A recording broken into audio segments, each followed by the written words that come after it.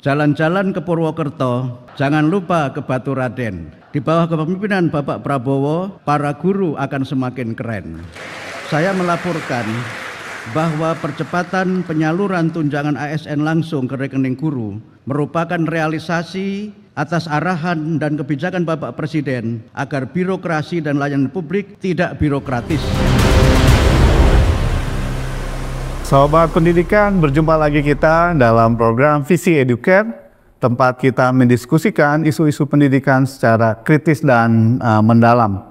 Nah, baru-baru ini saya dapat terusan WA dari teman-teman guru di Banten, ini entah di Pandeglang atau entah di Lebak. Isinya begini: mohon Ibu Bapak persiapan Ibu Bupati sedang sidak, kita siap-siap masuk dan pulang tepat waktu, K3 dijaga dan kehadiran absensi ditandatangani. Anak-anak bersih-bersih dan rapi, kenalkan nama gubernur, wakil gubernur, bupati dan wakil bupati. Nah, kalau Ibu Bupati sepertinya ini dari Pandeglang, gitu ya. Ini beredar di WA teman-teman guru, dan ini fenomena seperti ini menjadikan guru sebagai pegawai. Pegawai bukan hal yang baru, gitu ya. Pas pemilu juga sama, guru dimobilisir untuk memenangkan kelompok tertentu, umumnya adalah incumbent, gitu ya. Termasuk dalam urusan-urusan yang tidak ada kaitannya dengan urusan di sekolah atau urusan di ruang kelas. Nah, kita akan membahas soal mental guru ini ya, mental guru Indonesia, mental guru pegawai yang ternyata juga sejak beberapa tahun lalu sudah dikritisi oleh salah satu profesor antropologi pendidikan, Christopher Biok, ya, dari Vassar College, gitu ya, dan dia banyak melakukan penelitian di Indonesia maupun Jepang. Di dalam salah satu chapter yang dalam buku yang berjudul Teacher Training, School Norms and Teacher Effectiveness in Indonesia, Biok mengkritik, ya, guru Indonesia itu ternyata kata dia dikonstruksi agar sesuai dengan kontur landscape sosial politik Indonesia. Jadi penekanannya ke kepegawaian, gitu ya. Jadi bukan lagi guru sebagai profesional independen, advokat murid, gitu ya. Tapi dia lebih ke teknis sebagai pegawai. Nah, ini mungkin juga akan jadi salah satu, atau ini juga menjadi salah satu penyebab pendidikan kita masih tertinggal dibanding negara-negara yang lain. Nah, untuk membahas tema ini kita mengundang sebenarnya narasumber sekaligus host di Visi Educare, Mas Bambang Wisudo. Selamat sore Mas Bambang. Ya, selamat sore. Lalu di sambungan Zoom juga sudah hadir kawan kita, aktivis pendidikan, pengamat pendidikan, juga petinggi di Universitas Pendidikan Indonesia Serang, Kang Iik Nurrupaik. Wilujeng sore Kang Iik. Selamat sore Bang Ade. Kumaha kabarna? Saya ada Mas Bambang ini. Ada Mas Bambang di sini. Sehat-sehat ya? Kang?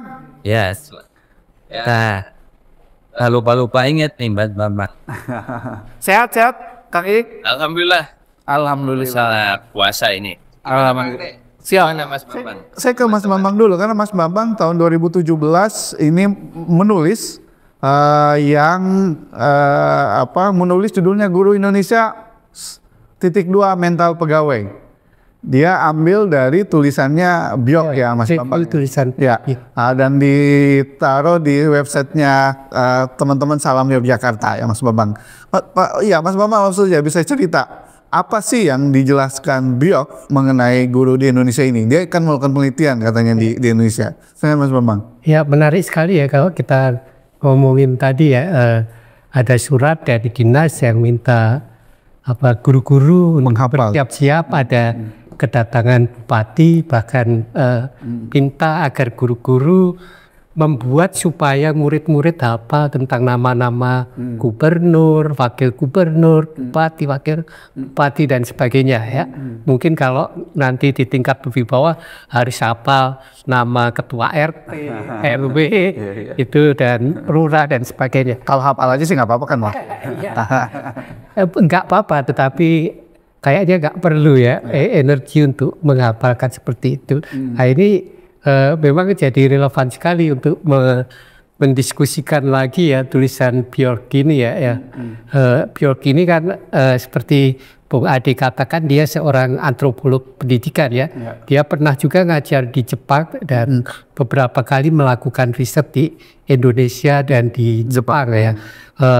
Mungkin di Indonesia mulai sekitar akhir 90-an atau awal 2000-an. Dia meneliti tentang desentralisasi, tentang profesi guru dan bahkan Bjork baru ini juga dilibatkan dalam penelitian tentang profesi guru ya, pendidikan guru di Semeru ya. Teman-teman Semeru. Dan riset ya. Ya, Semeru. Di salah satu tulisannya tentang guru di Indonesia itu menurut Bjork menarik seperti dikatakan Ade di pengantar bahwa guru-guru kita itu dibentuk, dikonstruksi sesuai dengan lanskap sosial dan politik di Indonesia ya. Jadi kalau kita bicara riset Bjork itu kan dilakukan di akhir Orde Baru ya. Dulu masih kuat-kuatnya guru diorganisir dalam PGRI, satunya organisasi profesi guru yang penanggalan organisasi lah ya. Dan itu dikendalikan oleh pemerintah, lalu guru juga anggota Korpri, bahkan sering mengajar dengan seragam Korpri juga ya. Ternyata ini memang bukan hanya penampilannya saja, tetapi memang itu membentuk mentalitas guru-guru kita, bahwa guru-guru kita itu ditempatkan sebagai pegawai ya, pegawai pemerintah, bahkan kalau di swasta itu pun berlaku mentalitasnya jadi pegawai yayasan, bukan otonom sebagai pendidik, sebagai guru ya. Kalau sebagai pendidik kan komitmen utamanya pada anak ya. Kalau itu sudah dikatakan juga Ki Hajar Dewantara ya pada tahun 30-an ya, bahwa guru itu harusnya berhamba pada anak ya. Jadi tuan atau majikan guru itu pertama-tama adalah anak. Jadi bukan pegawai dari yayasan atau pegawai pemerintah. Tapi kenyataannya sebaliknya ya. Guru-guru lebih dibentuk supaya patuh, supaya taat pada pemerintah, patuh juga pada kepala sekolah, penilaian kinerjanya juga pertama-tama didasarkan pada loyalitas atau kepatuhan pada atasan, pada pemerintah, bukan pada pengajaran, bukan pada murid ya. Sehingga kita ya maklum-maklum saja ya, kalau lalu apa yang terjadi di kelas itu tidak begitu dinamis, sekalipun kurikulumnya mungkin ngomongin berpusat pada anak dan sebagainya. Itu yang menarik, salah satu penelitian yang Bjork, hanya 5% guru yang diskusi dengan murid. Ya. Selebihnya ya cuma satu arah lah ya, kalau pakai istilahnya Paulo Freire, pendidikan ala bank. Ya. Jadi guru banyak ngomong dan dianggap pembelajaran aktif kalau siswanya cuma ikut ngisi LKS katanya. Itu gimana Mas Bambang? Ya, menarik ya. Saya tidak tahu sejauh mana perubahannya ya. Nanti Kang II-nya yang akan lebih dekat dengan itu ya, dengan dunia itu. Saya kira tidak banyak berubah ya, meskipun kita udah ngomongin 5 tahun lalu tentang belajar merdeka dan sebagainya. Memang dari secara konseptual guru-guru kita mulai berubah ya. Tetapi saya nggak tahu praktek di kelas, tetapi dugaan saya praktek di kelasnya sedikit sekali berubah, dominan guru ini sebagai penguasa ya, sebagai orang yang memiliki pengetahuan lalu ditransferkan pada murid-murid, kemudian nanti di akhir pelajaran atau akhir semester itu dites ya. Itu saja. Jadi sebagai tukang menyampaikan pengetahuan ya. Jadi guru sebagai tukang mengajar ya. Ya, tukang mengajar. Jadi saya kira tidak banyak berubah ya kalau kita yang berharap tentang pengajaran kritis untuk membentuk berpikir kritis itu belajar dari realitas lingkungan anak, lingkungan sekitar. Itu saya kira kayaknya belum beranjak ke situ ya. Belum. Ini kan ada persyaratan sebenarnya, ada persyaratan yang harus dipenuhi untuk ke arah sana ya, yaitu guru punya otoritas. Punya otoritas, salah satunya yang unsur penting punya pengetahuan ya, pengetahuan pedagogis maupun keterampilan dalam mengajar, mata pelajarannya dan sebagainya. Kemudian ada ruang kebebasan untuk mengajar. Kemudian selain itu memang harus didukung infrastrukturnya. Infrastrukturnya juga harus mendukung supaya guru-guru bisa mengajar sesuai dengan kebutuhan lingkungan anak. Iya. Oke, nanti kita lanjut Mas Bambang, saya ke Kang Iik. Kang, ini Kang Iik kan quote unquote dari tempat produsennya guru-guru gitu ya. Salah satu kampus ternama ya di dalam urusan pendidikan. Pendapat Kang Iik terhadap tulisannya Byok yang menyatakan bahwa guru di Indonesia itu mental pegawai, seperti apa Kang? Apakah benar yang ditulis oleh Byok, atau Kang Iik punya hasil penelitian yang berbeda atau punya pengalaman yang berbeda berinteraksi dengan calon-calon guru dan berinteraksi dengan teman-teman guru? Mangga. Ya, saya sudah baca buku si Jok itu ya. Bahkan saking udah lamanya agak lupa lagi Mas Bambang gitu. Udah lama. Pada saat itu udah dibaca habis gitu ya. Tapi tulisan Mas Bambang yang di-share ke saya tadi mengingatkan kembali ya tentang buku si Jok itu ya. Ya, apa yang si Jok kemukakan dan juga diulas kembali Mas Bambang, ya sebagian besar saya sangat setuju ya. Karena mental pegawai itu bagian dari mentalitas guru-guru kita. Ya ini kan sesuatu yang logis dalam sistem birokrasi kita, karena memang guru di Indonesia ini adalah pegawai pemerintah ya. Sehingga kalau berbicara tadi soal terjadi kanalisasi misalnya melalui Ormas PGRI ya, saya selalu mengatakan PGRI itu bukan organisasi profesi Bang Ade ya, Mas Bambang, itu ormas gitu. Dikanalisasi dalam Ormas PGRI ya, yang juga diperkuat penyelemen itu oleh Mas Bambang dalam tulisannya. PGRI itu kan ormas, bukan organisasi profesi ya. Sehingga jauh panggang dari api ketika berbicara profesionalisme ya. Sehingga wajar guru-guru kita ini memang mental pegawai karena dia pegawai pemerintah. Jadi sangat sulit dalam kultur guru kita ditempatkan sebagai bagian dari birokrasi pemerintahan mengharapkan suatu lompatan mindset, sikap mental, pola pikir profesional. Ini logikanya tidak akan terjadi begitu ya. Pola pikir profesional itu hanya akan tumbuh berkembang dalam suatu kultur, suatu wadah yang profesional, organisasi profesi guru. Sementara klaim organisasi profesi guru di Indonesia, ya, terutama PGRI, itu bukan organisasi profesi yang mengembangkan budaya profesional. Kebetulan juga, walaupun sudah agak lama, Mas Bambang ya, Bang Ade, waktu saya short course di Australia itu mempelajari tentang bagaimana sistem pendidikan guru di sana, ya, termasuk di Selandia Baru. Ya satu memang kalau kita mulai sedikit komparasi, guru di sana bukan pegawai pemerintah, ya, tapi dia adalah betul-betul profesional yang pola kerjanya juga ya bergabung di asosiasi profesi sedemikian rupa ya, dan kemudian sekolah itu mencari guru yang terbaik ya, mencari guru terbaik yang sesuai dengan harapan spesifikasi yang diinginkan oleh sekolah ya.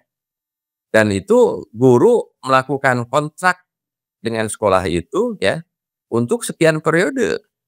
3 tahun, 5 tahun ya dengan suatu sekolah itu dengan kontraktual tertentu ya sebagai seorang profesional.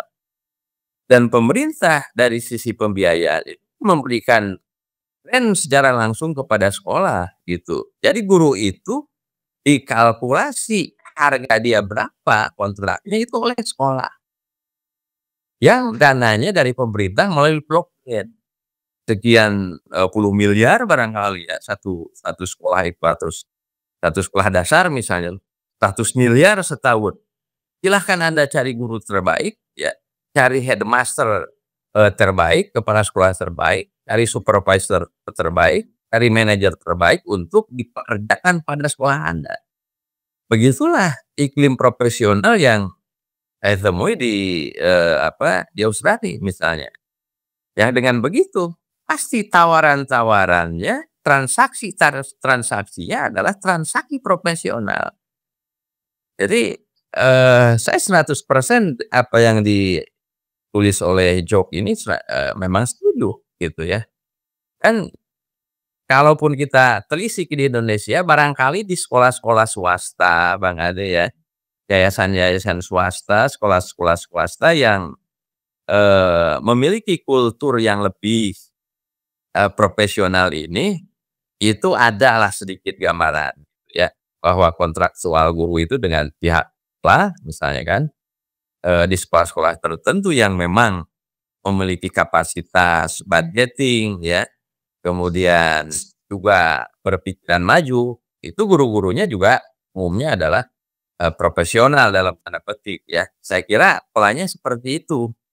Gitu. Kalau gambaran umum dalam konteks Indonesia seperti yang digambarkan si Joe gitu ya, ya saya tidak akan tidak melihat dan tidak yakin dalam hamparan yang begitu besar dan luas akan terbangun kultur seperti yang diimpikan si Joe dan diimpikan oleh Mas Bambang, diimpikan oleh Mas Bang Ate dan saya gitu. Memang secara sosiologis setiap negara itu memiliki kultur tersendiri ya terkait dengan positioning guru sebagai profesional. Itu dulu Bang Ade saya kira. Jok ini menarik mengatakan bahwa mentalitas pegawai yang seperti itu ya itu hanya unik, hanya ditemukan di Indonesia, tidak di negara-negara lain. Hanya terjadi. Ini pertanyaan saya. Ini juga untuk Mas Bambang maupun Kang Iik. Tapi saya minta Mas Bambang jawab duluan ya. Tadi dari penjelasannya Kang Iik sebenarnya kan ada ini cukup besar tergantung pada political will-nya pemerintah kan. Kalau Australia atau Selandia Baru yang tadi dijadikan contoh oleh Kang Iik, pemerintahnya memang dorong agar guru-gurunya memang profesional. Tapi pertanyaannya, kenapa atau apa motivasi pemerintah kita mengarahkan guru-guru kita ini jadi aparatus ideologinya mereka ya? Tujuannya untuk melanggengkan kekuasaan daripada tadi jadi profesi yang profesional, yang independen, yang tugas terbesarnya adalah membela murid, membebaskan murid gitu ya. Kenapa itu dilakukan oleh pemerintah gitu ya, Mas Bambang? Dan itu dipelihara sampai sekarang. Salah satunya tadi soal pelibatan guru, mobilisasi guru untuk kepentingan politik dan sebagainya. Ya memang ini terjadi puncak-puncaknya ya di masa Orde Baru ya waktu itu ya. Memang semua profesi itu di penunggalan organisasi dikendalikan oleh pemerintah. Tujuannya memang untuk mengendalikan ya dan supaya tidak satu ideologi, satu tujuan, persatuan kesatuan bangsa sesuai GBHN, arahan presiden dan sebagainya ya. Itu dominan banget waktu Orde Baru ya. Tetapi kan itu situasinya sudah berubah sebenarnya dalam lanskap politik kita. Masalahnya ini tidak dengan sendirinya mengubah mentalitas guru tadi. Kalau Kang Ii tadi cerita di Australia ya, itu kan otonominya di tingkat sekolah tuh ya. Jadi bahkan menentukan meramu kurikulumnya, kemudian rekrutmen guru-gurunya, reward guru-gurunya itu ditentukan otonom di sekolah. Lalu guru-gurunya ya otomatis dengan situasi itu juga mendukung tumbuhnya profesionalisme guru ya. Tetapi pertanyaannya, apakah kalau kita pengen menjadikan guru-guru ini tidak bermentalitas pegawai, lalu otonom sebagai pendidik itu harus ada otonomi di tingkat sekolah. Tapi kalau itu diterapkan, kayaknya juga nggak siap sekolah kita ya. Jadi ini masalahnya dua-duanya ya, di pemerintahnya maupun di sekolahnya, konteks ini guru. Karena kalau otonomi sekolah dari dulu, bahkan sejak tahun 2004 atau 2002 itu ya, didorong namanya school based management ya. Salah satunya juga mencontoh dari Selandia Baru kalau tidak salah ya, di mana guru sekolah punya otonomi yang cukup besar dalam konteks manajemen maupun dalam konteks terkait dengan tapi kalau ada kebijakan, dan itu di risetnya Biok juga dilakukan ya, ketika otonomi desentralisasi diberikan tapi kulturnya itu masih begitu mental juga akhirnya ya, tetap menunggu arahan dari pusat, dan pusat atau pemerintah mengendalikan sekolah dan guru, kembali ke situ ya. Jadi kalaupun pemerintahnya berubah, di bawahnya belum siap belum ya. Memang ini kalau kita ngomongin tentang profesi guru itu kan tarik menarik antara ini ya, antara otoritas dan akuntabilitas. Akuntabilitas ini seringkali diartikan akuntabilitas pada lembaga ya, pada yayasan atau pada pemerintah. Ini yang lebih berat ke sana. Otoritasnya itu sangat kecil. Bahkan Biok mengatakan sekolah itu dibuat kebal terhadap guru gitu ya. Jadi pendapat guru, kepandaian guru dan sebagainya itu tidak terlalu dipentingkan ya. Ini menarik sekali.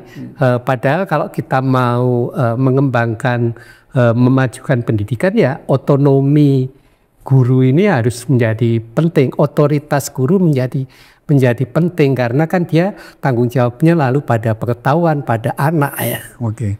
Kang pertanyaan hampir sama seperti Mas Bambang. Kenapa pemerintah ngotot mengendalikan guru, bukan kemudian mendorong guru menjadi lebih independen dan bertugas membebaskan peserta didik? Ya itu tadi ya, akar masalahnya kenapa pola pikir guru itu tidak profesional ya, karena dia bagian dari birokrasi. Jadi guru itu akan sangat dipengaruhi oleh kultur birokrasi gitu ya. Kultur birokrasi itu kan mengikuti perintah saja gitu ya, samina wa ta'na, apa yang dikatakan pemerintah ya begitu. Kan dalam tulisan Mas Bambang tadi ya, PGRI itu kan berarti hanya untuk sebagai kanalisasi ya, dorong pemerintah gitu. Jadi sepanjang pola pegawai pemerintah ya, dia bagian dari sipil negara, tentu dia terikat oleh undang-undang kepegawaian negara dalam konteks Indonesia ya. Terlebih dalam sistem desentralisasi kita juga sekarang, guru ini juga malah masih tersentralisasi begitu urusan guru ini. Walaupun sudah otonomi daerah, desentralisasi pemerintahan ya. Tapi guru sendiri karena dia diklaim sebagai pegawai pemerintah, pemerintah pusat pun masih bersikukuh ikut-ikutan mengendalikan segala gerak langkah pola pikir guru. Walaupun dia berada di jauh sana di daerah sana gitu ya. Walaupun desentralisasi, tapi pemerintah pusat tidak serta-merta melepaskan guru-guru ini ke dalam suatu tanggung jawab yang lebih otonom gitu kepada daerah. Gaji masih diatur oleh pusat ya. Tunjangan profesi masih diatur oleh pusat. Misalnya kan pembinaan guru masih dilakukan oleh pusat. Jadi apanya yang otonom? Desentralisasi itu kan. Desentralisasi pendidikan itu apanya yang otonom gitu. Guru itu apanya yang diotonomkan? Semua dari A sampai Z urusan guru masih oleh pusat, ya. Termasuk konteks pengembangan pembinaan profesinya masih oleh pusat gitu. Apakah kabupaten kota atau daerah otonom memiliki peran misalnya untuk pengembangan profesional guru secara otonom? Kan tidak gitu. Nah, kalau mimpi kita untuk meningkatkan kapasitas profesional guru, mestinya daerah otonom itu juga diberikan kewenangan untuk membangun, mengembangkan, membina guru itu secara otonom. Nah, ini yang dalam konteks Indonesia tidak terjadi ya. Tapi ini dalam konteks daerah guru juga digunakan kan, quote unquote ya. Kalau kedua, Ya betul, karena guru ini masih dikendalikan oleh pemerintah pusat faktanya ya. Jadi nuansa otonomi profesional itu tidak terbangun di kabupaten kota itu ya. Bahkan tadi quote unquote dan seringkali saya nyatakan guru itu lebih daripada pegawai pemerintah daerah ya, yang juga dicokok ininya, suruh ke kiri, suruh ke kanan gitu ya. Jalan di tempat misalnya. Jadi guru di daerah itu bagaimana pimpinan politiknya begitu, tidak ada otonomi. Toh pemerintah daerah itu tidak pernah juga melakukan suatu pembinaan profesional guru ya, dalam gugus profesi misalnya KKG ya, PKG, itu kan mati suri. Padahal mestinya kalau berbicara pengembangan profesional, daerah otonom ini, kabupaten kota, ini membangkitkan suatu nuansa profesional Bang Ade.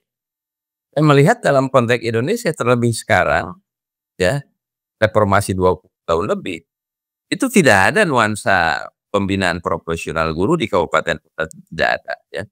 Kecuali guru adalah aparatur sipil negara yang harus tunduk pada instruksi pemerintah ataupun juga pada pejabat politik di daerah. Tidak lebih dari itu ya.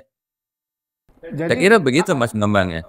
jadi apa jalan keluarnya, Kang Iik, supaya guru ini tidak seperti kritiknya Byok, punya mental pegawai, guru ini punya otonomi, guru ini bisa berpusat pada peserta didik, bisa sekali lagi pakai bahasa yang fair, membebaskan peserta didik, bukan sebaliknya malah menjajah peserta didik. Apa yang mesti dilakukan baik oleh pemerintah maupun oleh guru itu sendiri? Tadi Mas Bambang mengkritik guru pun kalau dikasih ruang dia malah kebingungan karena selalu akan menunggu petunjuk dari atasan, dari pemerintah ya. Itu yang terjadi gitu ya. Jadi apa jalan keluarnya paling tidak Kang Ik? Ya, jalan keluarnya saya kira satu memang ini kalau secara policy lokal ya, kabupaten kota, itu dia sangat tergantung dari pikiran kepala daerah ya.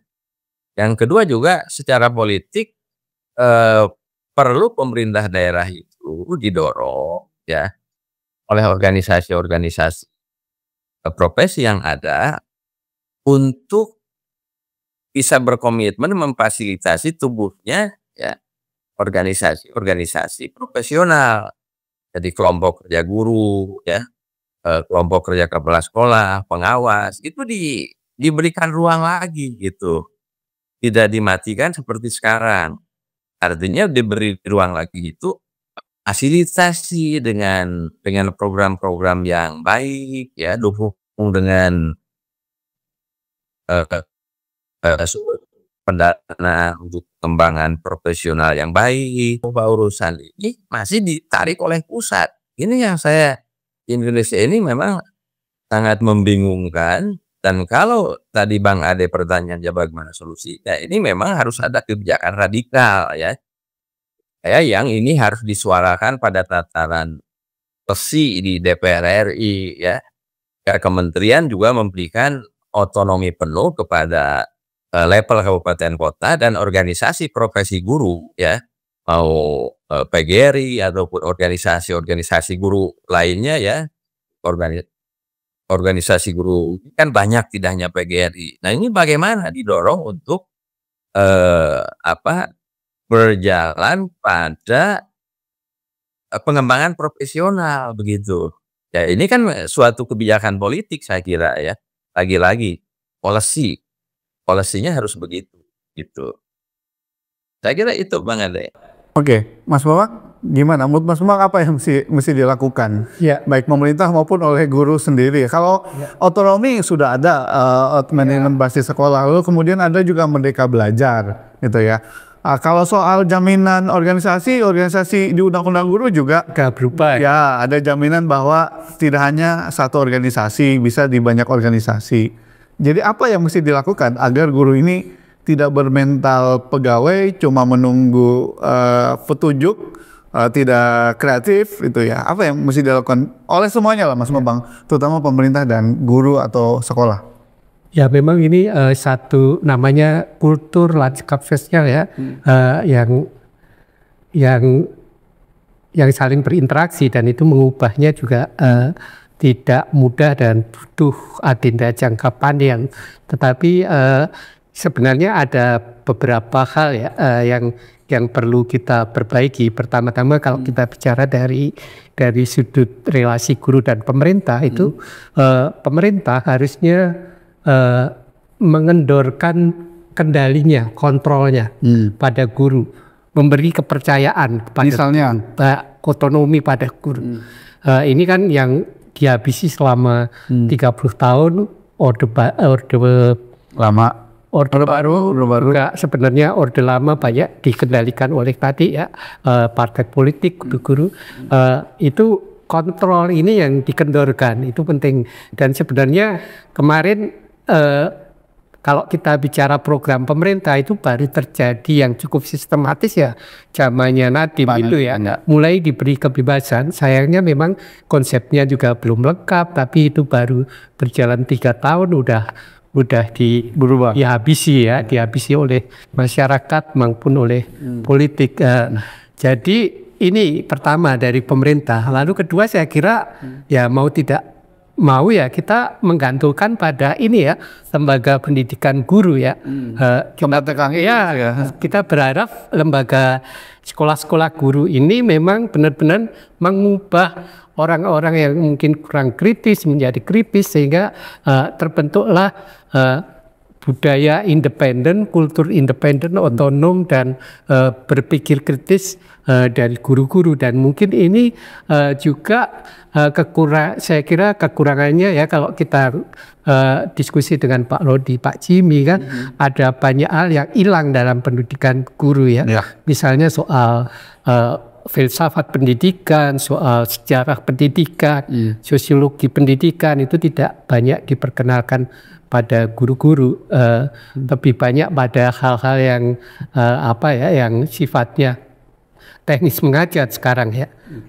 Saya kira itu di lembaga pendidikan guru juga harus dirombak ya, supaya melahirkan mentalitas guru yang otonom, yang punya otoritas tinggi, yang suka pada pengetahuan, mencintai anak. Itu titik kritis di pendidikan guru. Kemudian tentu saja dari bawah, dari gurunya sendiri ya, dari gurunya sendiri atau dari kumpulan-kumpulan para guru ya. Gurunya ya supaya bisa otonom, supaya bisa berargumentasi atau tidak harus selalu menuruti apa kehendak kepala sekolah atau birokrasi.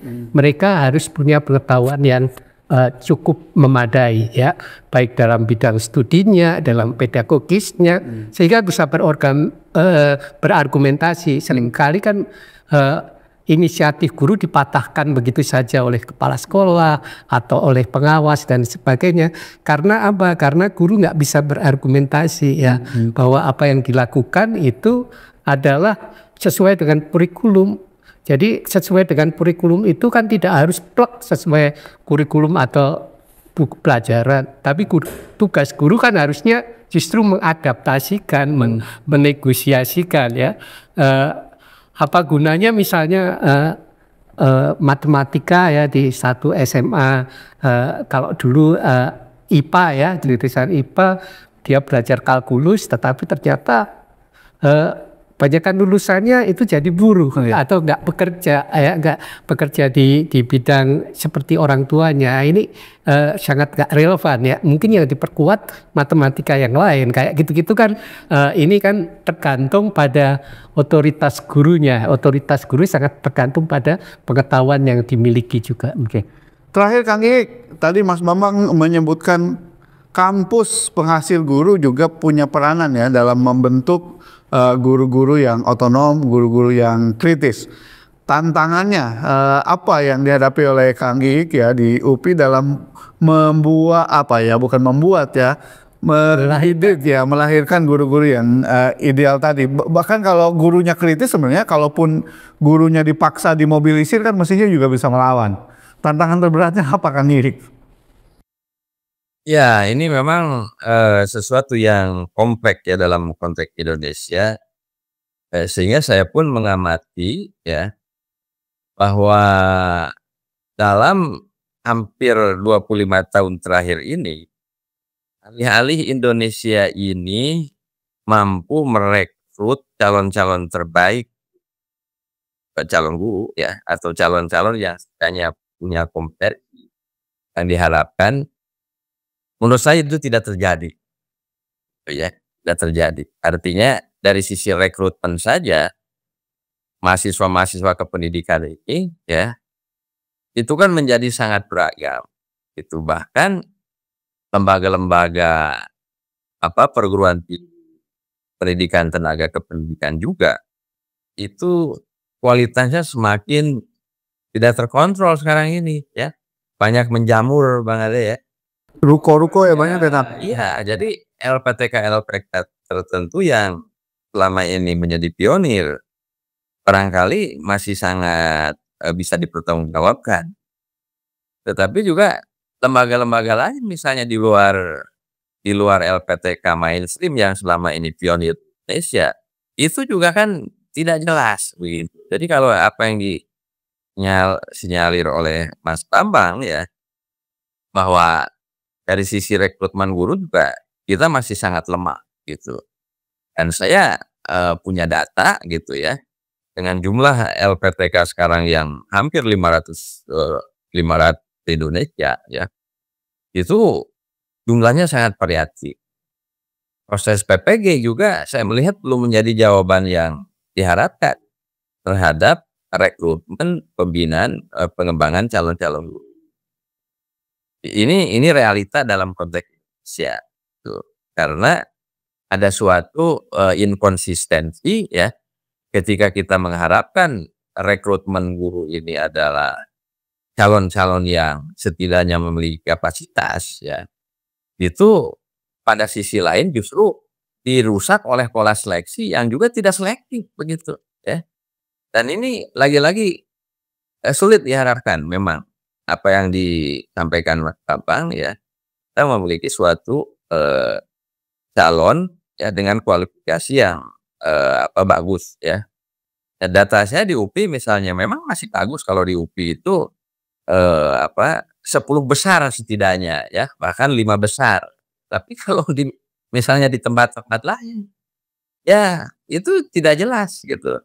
Sepanjang mereka masuk ya, artinya dari proses itu negara tidak memiliki suatu mekanisme yang bisa memastikan bahwa calon-calon guru ini itu adalah mereka yang memiliki kualifikasi. Di samping memang kesulitannya, guru ini di Indonesia itu jumlahnya bersifat massal Bang Ade ya.